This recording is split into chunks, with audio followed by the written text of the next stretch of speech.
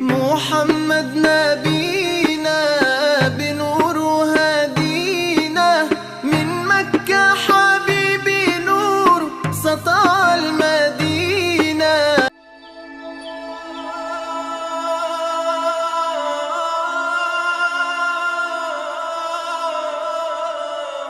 بسم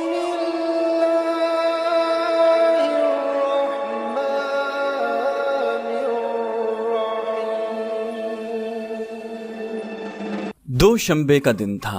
रबीउल अव्वल की 12 तारीख थी कि आमिना के यहाँ विलादत हुई। नौमौलूद बच्चा बहुत ही खूबसूरत था, चांद भी उसके सामने फीका था। आमिना ने अपने खुसर अब्दुल मुत्तलिब को खबर कराई कि आकर पोते को देख लें। अब्दुल मुत्तलिब भागे हुए आए, नजर पड़ते ही खिल उठे। एक तो लड़का और वो भी अब्दुल्लाह का। वो खुशी से निहाल हो गए। बच्चे को गोद में लिया, सीने से लगाया, माथे को चूमा और फिर लिए हुए काबे पहुंचे।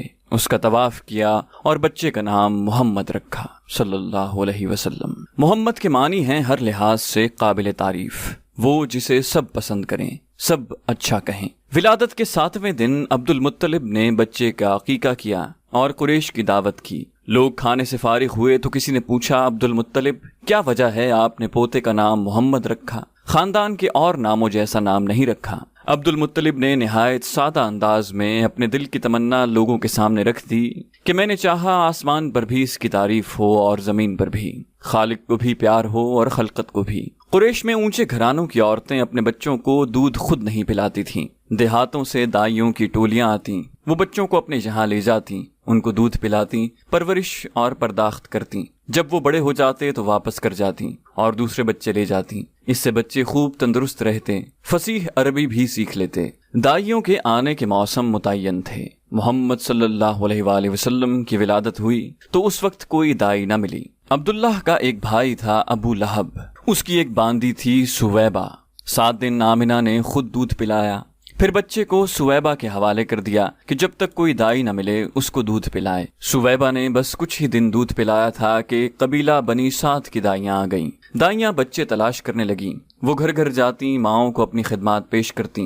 माएँ जिसको पसंद करती अपना बच्चा उसके हवाले कर देती। सारी माओं ने दाइयां चुन लीं और सारी दाइयों की गोदें भर गईं। हाँ, सिर्फ एक दाई रह गई। उसको किसी ने न पूछा, इसलिए कि वो जरा कमजोर और दुबली थी, मुफलिसी का भी शिकार थी।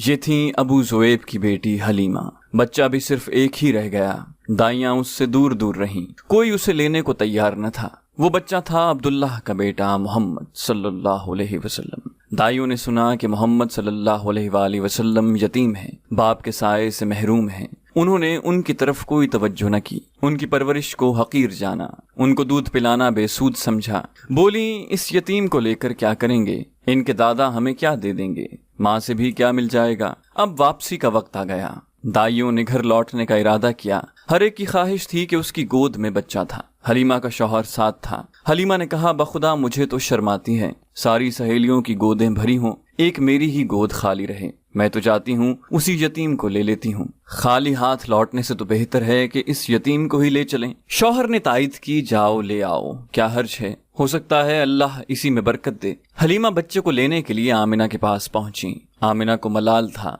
उनके लाल को किसी ने न पूछा। सहेलियों के बच्चे हाथों हाथ लिए पर उनके जिगर पारे को लेना गवारा न किया। हलीमा ने बच्चे को लिया तो आमिना का बुझा हुआ चेहरा खुशी से दमक उठा। हलीमा ने बच्चे को छाती से लगाया और मुंह में सूखी पिस्तान दे दी जिसमें दूध बराए नाम ही था। लेकिन हलीमा की हैरत की इंतहा न रही। पिस्तान मुंह में देते ही उन्हें ऐसा लगा जैसे दूध की सौतें जारी हो गई हैं। यकायक छाती भर गई। बच्चा दूध पी रहा था और दूध बच्चे के मुंह से टपका पड़ रहा था। मोहम्मद सल्लल्लाहु अलैहि वसल्लम सैर हो चुके थे। हलीमा के बच्चे ने भी जी भर कर पिया। हालांकि इससे पहले तन्हा उसी के लिए दूध ना काफी होता। वो पीता लेकिन कभी सैर होने की नौबत ना आती। छाती चूसता और चूस के रह जाता। हलीमा की एक ऊंटनी थी, दुबली पतली, बिल्कुल मरियल। भूख लगी तो शौहर उसे दोहने उठे। आंखें फटी की फटी रह गईं। वो थन जो हमेशा सूखा रहता आज बिल्कुल भरा हुआ था। दूध खुद ब खुद टपका पड़ रहा था। शौहर ने खुद भी पिया, बीवी को भी पिलाया। दोनों ने जी भर के पिया। रात हुई तो दोनों ने बच्चों को पहलू में सुला लिया, फिर खुद भी सो रहे। नींद इतने आराम और चैन की थी कि बिल्कुल ही बेखबर हो गए। सुबह हुई तो शौहर बोला, हलीमा क्या ख्याल है, बाखुदा बहुत मुबारक बच्चा पा गई तुम। हलीमा ने कहा, बाखुदा मेरा भी यही एहसास है। दाइयों का काफिला घरों को लौटा। हलीमा की गद्दियां आगे आगे थी और मस्ताना वार रवां दवां थी। सहेलियों ने ये देखा तो आवाज दी, वाहरी अबू जुएब की बेटी, जरा ठहरो ना, हमें भी तो आ लेने दो। अरे ये वही गधिया तो है जिस पर तुम आई थी। ये तो रास्ते में रुक रुक जाती थी, बार बार तुम पीछे हो जाती थी। हलीमा ने कहा, हाँ हाँ बाखुदा ये वही गधिया है। सहेलियां बोली, ऐसी नाकारा गधिया में ये तेजी और चुस्ती कहाँ से आ गई? ये तो बड़ी अजीब बात है। अब हलीमा के यहाँ बरकतों की बारिश थी। हर चीज में बरकत जाहिर हो रही थी। जानवर मोटे हो गए, दूध से थन भारी हो गए, हर तरफ बरकत ही बरकत नुमाया थी। रफ्ता रफ्ता 2 साल गुजर गए। आमिना का लाल हलीमा का दूध पीता। हलीमा की एक बेटी थी शीमा, उसकी गोदियों में हुमकता। सहरा की खुली फजा होती और देहात की सादा जिंदगी। जिस्म तेजी से बढ़ा, हाथों पैरों में ताकत आ गई और बच्चा खूब तंदुरुस्त हो गया। शीरखारी के दिन पूरे हो गए। अब वक्त आया कि बच्चा माँ की गोद में जाए, उसके घर की रौनक बने। लेकिन क्या हलीमा इस बच्चे को जुदा कर दें? ऐसे बच्चे को जो उनके लिए सरापा बरकत था, मुजस्सम रहमत था, बाइस राहत और मुजिबे सादत था। किसी तरह भी तबीयत उसे छोड़ने पर तैयार न थी। तमन्ना थी कुछ दिनों और साथ रहे कि बरकतों का सिलसिला तादेर कायम रहे। वो बच्चे को लेकर माँ के घर की तरफ चली, लेकिन इरादा था उनसे गुजारिश करेंगी बच्चे को कुछ दिन और साथ रखने की इजाजत दे दें। वो आमिना के पास आई, बोली, मुझे अंदेशा है अगर मोहम्मद सल्लल्लाहु अलैहि वसल्लम अभी से मक्के में रह गए तो हो सकता है यहाँ की आबो हवा इन्हें रास न आए। क्यों ना आप कुछ दिन और इन्हें हमारे यहाँ रहने दें, जरा और बड़े हो जाएं, हाथों पैरों में जान आ जाए तो फिर आ जाएंगे। हलीमा आमिना से जिद करती रहीं, पैहम इसरार करती रहीं, तरह तरह से मनाती रहीं, मक्के की आबो हवा से डराती रहीं। आखिरकार वो तैयार हो गईं। अब क्या था, हलीमा का दिल बाग बाग हो गया। खुशी से आंखें चमक उठी, चेहरा दमक उठा और वो मोहम्मद सल्लल्लाहु अलैहि वसल्लम को लिए हुए अपने घर आ गईं। मोहम्मद सल्लल्लाहु अलैहि वसल्लम फिर उसी सहरा में आ गए। अब फिर वही खुली फजा थी, रेत के टीले थे, चिकने चिकने पत्थर थे, वही साथी और वही हमजोली थे। मोहम्मद सल्लल्लाहु अलैहि वसल्लम फिर उसी तरह पत्थरों से खेलते, रेत पर उछलते और बच्चों के साथ इधर से उधर दौड़ते कूदते। अब मोहम्मद सल्लल्लाहु अलैहि वसल्लम 5 साल के हो गए। हलीमा से जुदाई के साथ फिर आन पहुंची। हलीमा को मोहम्मद सल्लल्लाहु अलैहि वसल्लम से बेहद मोहब्बत थी। वो सचमुच उनकी आंखों की ठंडक थे, उनके दिल का सुकून थे। मोहम्मद सल्लल्लाहु अलैहि वसल्लम को भी हलीमा से बेइंतहा मोहब्बत थी। नबूवत मिलने के बाद भी जब वो आपके पास आईं तो आप मेरी माँ कहकर लिपट गए। हलीमा के लिए मोहम्मद सल्लल्लाहु अलैहि वसल्लम की जुदाई सुहाने रूह थी, लेकिन करती क्या कि अब घर पहुंचाना जरूरी था, मजीद रोकना मुमकिन न था। उन्हीं दिनों एक हादसा भी होते होते रह गया, जिसकी वजह से हलीमा ने और जल्दी की।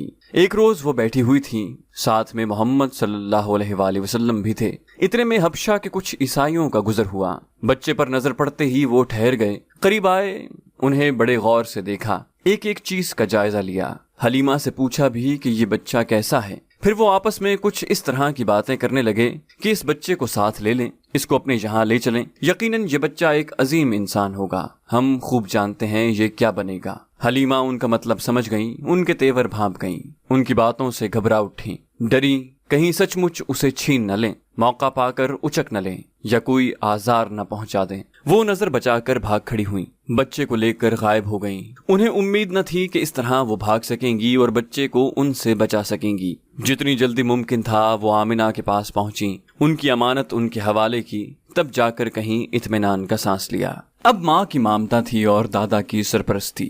दोनों मोहम्मद सल्लल्लाहु अलैहि वसल्लम से बहुत प्यार करते, हमेशा अपनी नजरों के सामने रखते, हर तरह से आपका ख्याल रखते। आप सल्लल्लाहु अलैहि वसल्लम 6 बरस के हो गए तो माँ का दिल चाहा चलकर शौहर की कब्र देखें। चुनाचे मदीने के लिए रवाना हो गईं। मोहम्मद सल्लल्लाहु अलैहि वसल्लम को भी साथ लेती गईं। शौहर की एक बांदी थी उम्मे ऐमन, वो भी सफर में साथ थी। वहाँ का एक मशहूर खानदान था बनी नज्जार। मोहम्मद सल्लल्लाहु अलैहि वसल्लम के दादा की ननिहाल इसी खानदान में थी। बीबी आमना जाकर वहीं ठहरी। बीबी आमना मदीना पहुंची तो प्यारे बेटे को वो घर दिखाया जहां उनके प्यारे बाप ने वफात पाई थी, वो जगह भी दिखाई जहां वो हमेशा की नींद सो रहे थे। आज पहला दिन था कि इस मासूम बच्चे ने यतीमी का मफहूम समझा। آج پہلا موقع تھا کہ ان کے شیشہ دل پر رنج و غم کا عکس پڑا۔ وہاں ایک مہینہ گزار کر بی بی آمنہ نے گھر لوٹنے کا ارادہ کیا اور جناب محمد صلی اللہ علیہ وآلہ وسلم کو لے کر مکے کے لیے روانہ ہو گئیں۔ شوہر کی طرح بی بی آمنہ بھی راستے میں بیمار پڑ گئیں۔ مکے اور مدینے کے بیچ میں ایک گاؤں ہے ابوا، وہاں پہنچی تو حالت نازک ہو گئی اور پھر سنبھل نہ سکیں، وہیں وفات ہو گئی اور وہیں دفن ہوئی۔ حضرت عبداللہ کی وفات بھی تو پردیس میں ہی ہوئی تھی اور دفن بھی تو اسی طرح ہوئے تھے، قوم اور وطن سے دور۔ اللہ آپ کا ولی و کارساز ہے اے محمد صلی اللہ علیہ وآلہ وسلم۔ آپ یتیم تھے، باپ کے سائے سے محروم تھے، ابھی اس یتیمی کا شعور ہی ہوا تھا کہ ماں بھی چل بسیں۔ باپ کی قبر دیکھی ہی تھی کہ ماں کی بھی قبر تیار ہو گئی۔ اب آپ صلی اللہ علیہ وآلہ وسلم تنہا رہ گئے، ماں ساتھ تھیں، تب بھی آپ کو یتیمی کا ملال تھا۔ بھلا دل پر کیا بیتی ہوگی جب یہ سہارا بھی ٹوٹ گیا، صدمے پہ صدمہ، ایک سے بڑھ کر دوسرا۔ ام ایمن نے آپ کو اپنی حفاظت میں لیا اور بڑے پیار سے گھر لائیں۔ مکہ پہنچے تو آپ بلک بلک کر رو رہے تھے۔ آج آمنہ کے لال کی حالت دیکھی نہیں جاتی تھی۔ اس حادثے کا عبد المطلب پر بڑا اثر ہوا۔ محمد صلی اللہ علیہ وآلہ وسلم کے لیے ان کے سینے میں ماں کی محبت اور باپ کی شفقت ابل پڑی۔ اب وہ آپ پر بے انتہا مہربان ہو گئے، پہلے سے زیادہ ماننے لگے، بڑی محبت سے پیش آتے، لطف و کرم کی بارش کرتے، ہر آن آپ صلی اللہ علیہ وآلہ وسلم کا خیال رکھتے، ہر طرح سے دلجوئی فرماتے، اپنی ذات اور اپنی اولاد سے بڑھ کر آپ کی فکر رکھتے۔ حضرت عبد المطلب قریش کے سردار تھے۔ کعبہ کے زیر سایہ اپنی گدی پر بیٹھتے تو بیٹے ادب و احترام میں گدی سے ذرا دور بیٹھتے، لیکن محمد صلی اللہ علیہ وآلہ وسلم آ جاتے تو انہیں اپنے پاس بلاتے، اپنی گدی پر بٹھاتے اور پیار سے پیٹھ سہلاتے۔ لیکن افسوس عبد المطلب بھی زیادہ دن نہ ٹھہرے۔ محمد صلی اللہ علیہ وآلہ وسلم ابھی 8 سال کے ہوئے تھے کہ دادا بھی چل بسے۔ دادا کی موت پر آپ کے دل کو سخت صدمہ پہنچا، ویسا ہی صدمہ جیسا اس سے پہلے ماں کی موت پر ہوا تھا۔ شاید دادا کا غم ماں کے غم سے بھی سوا تھا۔ اب آپ کچھ سمجھدار ہو چکے تھے، شعور بیدار ہو رہا تھا، جذبات اور احساسات میں وسعت اور گہرائی آ رہی تھی، لطف و محبت کی حقیقت کو سمجھنے لگے تھے، نوازش و کرم کی قدر و قیمت جاننے لگے تھے۔ اس لیے محرومی کا احساس بھی اتنا ہی شدید تھا، اس کے چھن جانے کا غم بھی اتنا ہی گہرا تھا۔ آنکھوں سے آنسو جاری تھے، دل درد و غم سے چور تھا، خود تڑپ رہے تھے، اوروں کو تڑپا رہے تھے۔ پیارے دادا کا جسم قبر کی کال کوٹڑی میں چھپ گیا اور پھر ہمیشہ کے لیے اوجھل ہو گیا۔ قرآن کریم میں ارشاد ہے، کیا ایسا نہیں کہ اس نے تم کو یتیم پایا تو ٹھکانہ عطا فرمایا اور راہ حق سے بے خبر پایا تو سیدھا راستہ دکھایا؟ بے شک ایسا ہی ہے۔ ماں باپ کی آنکھیں بند ہوئی تو محمد صلی اللہ علیہ وآلہ وسلم اللہ کی رحمتوں سے محروم نہ ہو گئے۔ یہ اسی کا فضل و کرم تھا کہ آپ کو ایسے دادا ملے جو آپ پر ماں باپ کی طرح مہربان تھے، پھر ایسے چچا ملے جنہوں نے کبھی یتیمی کا احساس نہ ہونے دیا۔ دادا عبد المطلب کا انتقال ہوا تو ابو طالب نے آپ کو اپنی پرورش میں لے لیا۔ یہ عبد المطلب کے بیٹے تھے اور اسی ماں سے تھے جس ماں سے آپ صلی اللہ علیہ وآلہ وسلم کے والد عبداللہ تھے۔ اس طرح یہ آپ کے بالکل سگے چچا تھے۔ دادا نے اپنی موت سے پہلے ان کو آپ کا سرپرست بنا دیا، وصیت کر گئے کہ محمد صلی اللہ علیہ وآلہ وسلم کا ہر طرح سے خیال رکھنا، ان کی خیر خواہی میں کوئی کسر نہ اٹھا رکھنا۔ حضرت عبد المطلب کی کئی بیویاں تھیں، ان بیویوں سے 10 بیٹے تھے۔ ابو طالب نہ تو بھائیوں میں سے سب سے بڑے تھے، نہ سب سے زیادہ مالدار، البتہ سب سے زیادہ باہمت تھے، شرافت میں بھی سب سے بڑھ کر تھے، طبیعت کے بھی بہت نیک تھے۔ پھر آپ صلی اللہ علیہ وآلہ وسلم کے والد عبداللہ اور وہ بالکل سگے تھے۔ بقیہ بھائی دوسری بیویوں سے تھے، اس لیے کوئی تعجب کی بات نہیں اگر باپ نے یہ ذمہ داری ان پر ڈالی اور انہیں یہ وصیت کر گئے۔ عبد المطلب کی طرح ابو طالب بھی محمد صلی اللہ علیہ وآلہ وسلم کو بہت مانتے، ہمیشہ کلیجے سے لگا کر رکھتے، سوتے تو ساتھ لے کر سوتے، کہیں جاتے تو ساتھ لے جاتے۔ آپ کے آگے نہ ان کو اپنی جان کی فکر ہوتی نہ اپنے بچوں کی۔ ان کو آپ صلی اللہ علیہ وآلہ وسلم سے اس قدر محبت کیوں تھی؟ آپ دن رات ان کی نگاہوں کے سامنے رہتے، وہ دیکھ رہے تھے کہ آپ کے اندر سچائی اور ایمانداری ہے، شرافت اور پاک بازی ہے، ایک ایک بات میں بے مثال ذہانت اور فطانت ہے، ایک ایک چیز سعادت مندی اور خوشبختی کا پتہ دیتی ہے۔ چچا کی سرپرستی میں 4 سال گزر گئے، جسم پروان چڑھتا رہا، عقل کا دائرہ وسیع ہوتا رہا اور فطری صلاحیتیں ابھرتی رہیں۔ 12 سال کے ہوئے تو جسم میں کافی مضبوطی اور توانائی آ چکی تھی، عقل میں غیر معمولی گہرائی تھی، ذہانت بلا کی تھی، روح میں بے پناہ عظمت اور بلندی تھی، وسعت و ہماگیری تھی، احساس و شعور سے وہ بھرپور تھی۔ ابھی آپ کی عمر ہی کیا تھی، مسیں بھی نہیں بھیگی تھیں، لیکن سر پر اقبال مندی کا ستارہ چمک رہا تھا۔ آپ میں غیر معمولی صلاحیتیں جھلک رہی تھیں اور عجیب و غریب کمالات ظاہر ہو رہے تھے۔ ابو طالب دیکھ دیکھ کر سخت حیران ہوتے، حیرت سے انگشت بدنداں ہوتے۔ اب ان کے نزدیک آپ کا شمار نو آموز بچوں میں نہ تھا، بلکہ سوجھ بوجھ رکھنے والے بڑے بزرگوں میں تھا۔ پوری بے تکلفی سے ہر طرح کے مسائل پر آپ سے تبادلہ خیال کرتے، جیسے کوئی شخص اپنے کسی برابر کے ساتھی سے کرے۔ اسی زمانے میں جبکہ آپ کی عمر تقریباً 12 سال تھی، ابو طالب نے شام کے تجارتی سفر پر جانے کا ارادہ کیا۔ سفر دور دراز کا تھا اور راستہ دشوار، اس لیے آپ کو ساتھ لے جانے کا خیال نہ تھا، لیکن وہ چلنے لگے تو آپ صلی اللہ علیہ وآلہ وسلم لپٹ گئے۔ ابو طالب نے سوچا سفر دشوار ہے مگر بھتیجا ہوشیار ہے، یہ سوچ کر بخوشی ساتھ لے جانے پر تیار ہو گئے۔ تجارتی قافلہ روانہ ہو گیا۔ قافلے میں آپ صلی اللہ علیہ وآلہ وسلم بھی تھے۔ راستے میں جو کچھ دیکھتے اس پر غور کرتے، جو کچھ سنتے اس پر سوچ بچار کرتے اور سب کچھ ذہن میں محفوظ کرتے جاتے۔ قافلہ مختلف علاقوں سے گزرا، بہت سے شہروں میں ٹھہرا، بالآخر شام کی سرزمین میں پہنچ گیا اور وہاں کے ایک مشہور شہر بصرہ میں پڑاؤ ڈال دیا۔ بصرہ میں بحیرہ نامی ایک راہب تھا، اس کے گرجا گھر کے پاس ہی ایک سایہ دار جگہ تھی۔ قریش تاجر جب بھی بصرہ پہنچتے وہیں پر ٹھہرتے، ٹھہر کر کچھ دیر آرام کرتے، پھر آڑتیوں اور بیوپاریوں سے ملتے۔ یہ قافلہ بھی اسی جگہ آ کر ٹھہرا اور ہر شخص اپنے اپنے کام میں مصروف ہو گیا۔ کوئی زیادہ تھکا ہوا تھا، وہ آرام کرنے لگا، کوئی بھوک سے بےتاب تھا، وہ دسترخوان پھیلا کر بیٹھ گیا، کوئی اپنا تجارتی سامان ٹھیک کرنے لگا کہ جلدی سے اسے ٹھکانے لگائے۔ ابھی کوئی بہت زیادہ دیر نہیں ہوئی تھی، لوگ اسی طرح اپنے اپنے کاموں میں لگے ہوئے تھے کہ ایک قاصد آیا اور بولا، آپ لوگ بحیرہ کے یہاں تشریف لے چلیں، انہوں نے آپ سب لوگوں کو یاد کیا ہے، کھانا بھی آپ لوگوں کو وہیں کھانا ہے، سب کچھ انتظام ہو چکا ہے۔ لوگ حیرت سے ایک دوسرے کا منہ تکنے لگے، نگاہیں گویا ایک دوسرے سے پوچھ رہی تھیں۔ وہ یہاں کئی بار آئے، ٹھہرے اور چلے گئے، لیکن بحیرہ نے کبھی نہ پوچھا آج وہ اتنا مہربان کیوں ہو گیا۔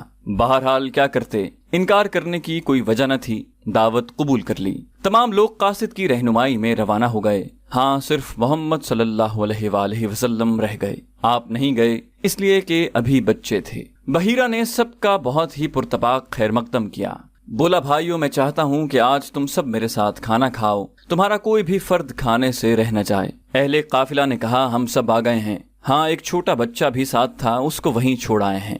بحیرہ نے کہا، نہیں نہیں، بچہ ہے تو کیا ہوا، اس کو بھی لاؤ، وہ بھی یہیں کھانا کھائے گا۔ ان کی حیرانی اور بڑھ گئی کہ ایک تو خلاف معمول دعوت کی، پھر یہ بھی اصرار کہ کوئی رہ نہ جائے۔ لوگوں نے سوال کیا، بحیرہ کیا بات ہے، آج آپ نے ہماری دعوت کی ہے، اس سے پہلے تو کبھی نہیں کرتے۔ بحیرہ نے کہا کہ آپ لوگ دور کے مسافر ہیں، ہمارے پڑوس میں آ کر ٹھہرے ہیں، ہم پر آپ کا حق ہے، ہمیں اس کا خیال کرنا ہی چاہیے۔ میں نے چاہا آپ لوگوں کی کچھ خاطر ہو جائے، اور کیا بات ہو سکتی ہے۔ بحیرہ نے ٹالنے کی کوشش کی۔ لوگوں نے کہا، بخدا کوئی بات ہے ضرور، محض اتنی بات تو ہو نہیں سکتی۔ اہل قافلہ کی الجھن بدستور قائم تھی۔ قاصد ابو طالب کے ڈیرے پر گیا، محمد صلی اللہ علیہ وآلہ وسلم کو ساتھ لے کر آیا۔ بحیرہ اور تمام اہل قافلہ بیٹھے آپ کا انتظار کر رہے تھے۔ بحیرہ کی نظریں محمد صلی اللہ علیہ وآلہ وسلم پر پڑی تو جم کر رہ گئیں۔ وہ ٹکٹکی لگائے آپ کو دیکھتا رہا۔ سب نے کھانا کھایا، کھانا کھا کر وہ ادھر ادھر پھیل گئے، کوئی تو چہل قدمی کر رہا تھا، کوئی گھوم پھر کر بحیرہ کا گرجا دیکھ رہا تھا۔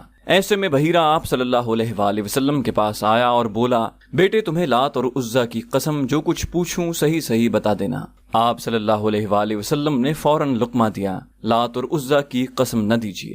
بحیرہ نے دوبارہ التماس کیا، اچھا خدا کی قسم جو کچھ پوچھوں سب بتلا دینا، کچھ چھپانا مت۔ آپ صلی اللہ علیہ وآلہ وسلم نے اس کی درخواست منظور کر لی۔ پوچھئے کیا پوچھتے ہیں۔ بحیرہ آپ سے آپ کے بارے میں ہی مختلف سوالات کرنے لگا، کچھ مزاج اور طبیعت کا حال پوچھا، کچھ عادات اور اخلاق کے بارے میں دریافت کیا۔ آپ اس کے ہر سوال کا جواب دیتے رہے۔ اتنے میں ابو طالب محمد صلی اللہ علیہ وآلہ وسلم کو لینے آ گئے۔ بحیرہ ابو طالب کی طرف متوجہ ہو گیا، یہ بچہ تمہارا کون ہے؟ ابو طالب نے یوں ہی چلتا ہوا جواب دیا، یہ میرا بیٹا ہے۔ بحیرہ نے ابو طالب کی بات ماننے سے انکار کر دیا، یہ کیسے ہو سکتا ہے، یہ تمہارا بیٹا نہیں، اس بچے کا باپ زندہ ہو، یہ ہو نہیں سکتا۔ آپ صلی اللہ علیہ وآلہ وسلم کے بارے میں بحیرہ کی یہ معلومات دیکھیں تو ابو طالب دنگ رہ گئے۔ ابو طالب نے اپنی بات کی تصحیح کی، ہاں یہ میرا بھتیجا ہے۔ بحیرہ نے پھر سوال کیا، اور اس کا باپ؟ ابو طالب نے مزید وضاحت کی، ابھی یہ ماں کے پیٹ میں ہی تھے کہ باپ کا انتقال ہو گیا۔ بحیرہ نے کہا، تم نے سچ کہا، اب اپنے بھتیجے کو واپس گھر لے جاؤ اور دیکھو اسے یہودیوں سے بچا کے رکھنا۔ خدا کی قسم اگر انہوں نے دیکھ لیا اور جس حد تک میں نے اسے پہچان لیا ہے انہوں نے پہچان لیا تو اس کی جان کے پیچھے پڑ جائیں گے۔ تمہارا یہ بھتیجا کتنا عظیم انسان ہوگا اس کا تم تصور نہیں کر سکتے۔ بس یہ سمجھ لو یہ وہ ہیرا ہے جیسا ہیرا کوئی پیدا نہیں ہوا۔ بحیرہ ایک ہی سانس میں سب باتیں کہہ گیا۔ بالکل ایسا لگ رہا تھا جیسے وہ بائبل کا کوئی صفحہ سنا رہا ہو یا آپ صلی اللہ علیہ وآلہ وسلم کی پیشانی پر لکھا ہوا کوئی نوشتہ تقدیر پڑھ رہا ہو۔ پھر وہ واپس ہو گیا۔ چہرہ خوشی اور اطمینان سے چمک رہا تھا اور وہ زیر لب یہ کہتا جا رہا تھا، میرا اندازہ بالکل صحیح نکلا۔ ابو طالب آپ صلی اللہ علیہ وآلہ وسلم کو لے کر مکہ واپس آ گئے۔ بحیرہ نے جو کچھ کہا تھا وہ سب دماغ میں گونج رہا تھا۔ آپ صلی اللہ علیہ وآلہ وسلم کے بارے میں جو پیشن گوئی کی تھی وہ ذہن میں گردش کر رہی تھی۔ آپ صلی اللہ علیہ وآلہ وسلم کے لیے اپنے ملک سے باہر نکلنے کا یہ پہلا اتفاق تھا۔ واپس ہوئے تو اس طویل سفر کے دوران آپ نے جو کچھ دیکھا تھا ذہن میں تازہ کرتے رہے، لوگوں سے جو کچھ سنا تھا اس پر غور کرتے رہے۔ آپ نے بڑے بڑے ریگستان اور اونچے اونچے پہاڑ دیکھے تھے، ہرے بھرے گلستان اور پھولوں سے لدے ہوئے باغ دیکھے، طرح طرح کے نشیب و فراز طے کیے تھے، مختلف شہروں اور بستیوں سے گزرے تھے، ان سے متعلق لوگوں میں جو گفتگو ہوئی، ماضی اور حال کے بارے میں جو باتیں ہوئی تھی، سب آپ نے توجہ سے سنی تھی۔ آپ صلی اللہ علیہ وآلہ وسلم کو ایسے لوگ بھی دکھائی دیے جو انہی چیزوں کو پوچھتے تھے جن کو آپ کی قوم پوچھتی تھی۔ ایسے لوگ بھی نظر آئے جو آسمانی کتابوں کے احکام پر عمل پیرا تھے۔ یہ بھی سننے میں آیا کہ کچھ لوگ آتش پرستی میں مگن ہیں۔ ایسے لوگ بھی ہیں جو پتھر کی مورتیوں کے حضور عبادت کی رسوم ادا کرتے ہیں اور بندگی کے سارے آداب بجا لاتے ہیں۔ کچھ لوگ ہیں جنہوں نے اپنی نکیل یہودی علماء کے ہاتھوں میں دے رکھی ہے، جو کتاب الہی کی من مانی تعویلیں پیش کر رہے ہیں اور اپنے جی سے شریعت بناتے ہیں۔ کچھ لوگ ہیں جو عیسائی پادریوں کے اشاروں پر چلتے ہیں، جنہوں نے غیب دانی کا ڈھونگ رچا رکھا ہے۔ اس گھٹاٹوپ اندھیارے میں آپ صلی اللہ علیہ وآلہ وسلم ایک ایک چیز کا جائزہ لیتے، غور و فکر کرتے، افکار و خیالات کا سلسلہ بندھ جاتا اور دیر تک اسی عالم میں غرق رہتے، رہ کر سوچتے کہ کس کی راہ ٹھیک ہے اور کس کی غلط، کون حق پر ہے اور کون باطل پر، حق کہاں ہے اور وہ ہے کیا۔ کم سن مگر دیدہ ور اور روشن ضمیر آپ صلی اللہ علیہ وآلہ وسلم کو فکر تھی کسی طرح حق مل جائے، اس کی حقیقت کھل جائے، تاریکی کا پردہ چاک ہو جائے اور روشنی نظر آ جائے۔